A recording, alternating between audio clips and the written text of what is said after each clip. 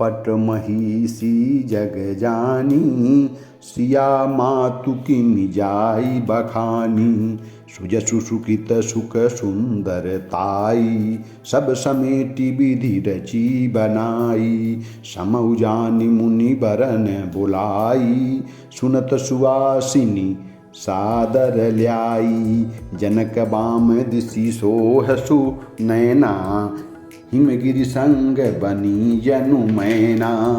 कनक कलश मणि को पर रूरे, शुचि सुगंध मंगल जल पूरे।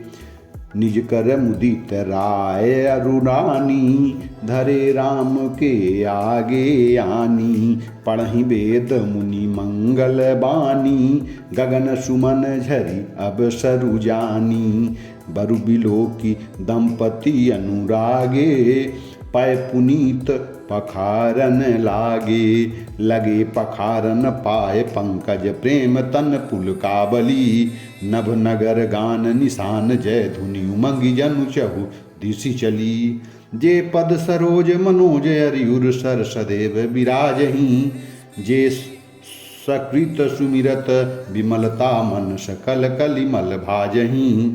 जे परसि मुनि बनि तालहि, गति रही जो पत कामई। मकरंदु जिनको शंभु सिर सुचिताय बधि सुर बरनई। करि मधुप मन मुनि जोगी जन जे, से अभिमत गति लहे। ते पद पखारत भाग्य भजनु जनकु जय जय सब कहे।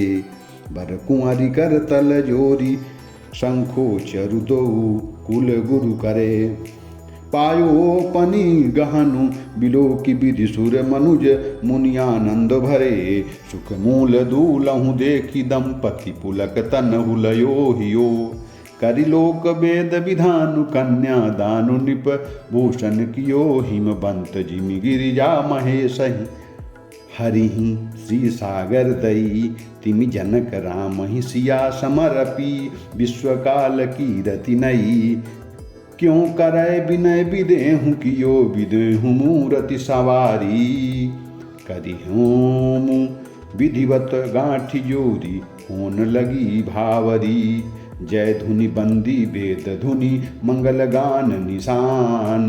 सुनि हर सही बर सही विबुध, सुर तरु सुमन सुजान। जय जय रामा।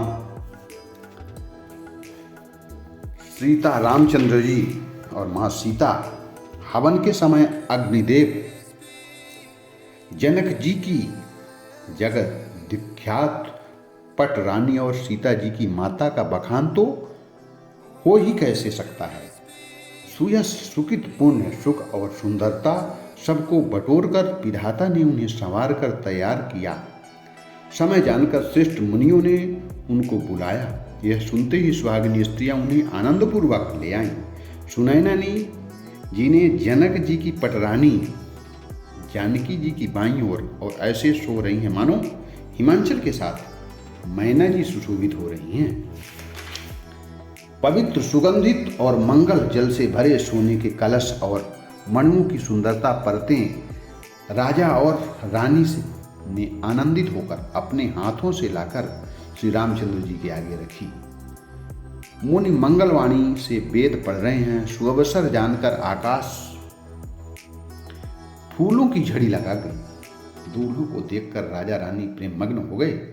उनके पवित्र चरणों को पखारने लगे।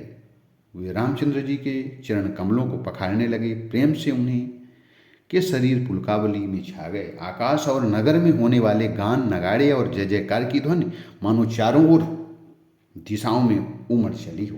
चरण कमल कामदेव के शत्रु शिव जी के हृदय रूपी सरोवर में सदा ही विराजते हैं, जिनका एक बार भी स्मरण करने से मन में निर्मलता आ जाती है और कलयुग के सारे पाप भाग जाते हैं। जिनका स्पर्श पाकर गौतम मुनि की स्त्री अहिल्या ने पापमयी थी परम गति पाई। जिन चरण कमलों का मकरंद गंगा जी मस्तक पर विराजमान है, जिसको देवता पवित्रता की सीमा बताते हैं। मुनि और योगीजन अपने मन को भंवरा बनाकर जिन चरण कमलों का सेवन करके मनोवांछित गति प्राप्त करते हैं, उन्हीं चरण कमलों को भाग्य के पात्र बड़भागी जानक जी ने धो रहे हैं। यह देखकर सब जय जयकार कर रहे हैं।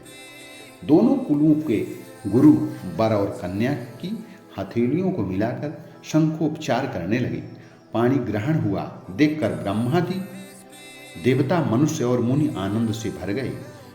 सुख के मूल दूल्हा को देखकर राजा रानी का शरीर पुलकित हो गया और हृदय आनंद से उमंग उठा। राजाओं के अलंकार स्वरूप महाराजा जनक जी ने लोक और वेदों की रीति करके कन्यादान किया। जैसे ही में बाण शिव जी को पार्वती और सागर ने भगवान विष्णु को लक्ष्मी जी दी थी, वैसे ही जनक जी ने श्री रामचंद्र जी को सीता जी समर्पित की, जिससे विश्व में सुंदर नवीन कीर्ति छा गई। वीरें जनक जी कैसे विनती करें, उस सावली मूर्ति ने तो उन्हें सचमुच विदेह देह की शुद्ध बुद्ध से रहित कर दिया।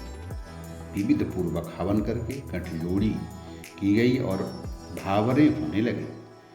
जय ध्वनि, बंदी ध्वनि, वेद ध्वनि, मंगलगान और नगाड़ों की ध्वनि सुनकर चतुर देवतागण हर्षित हो रहे हैं, कल्प वृक्ष के फूलों को बरसा रहे हैं।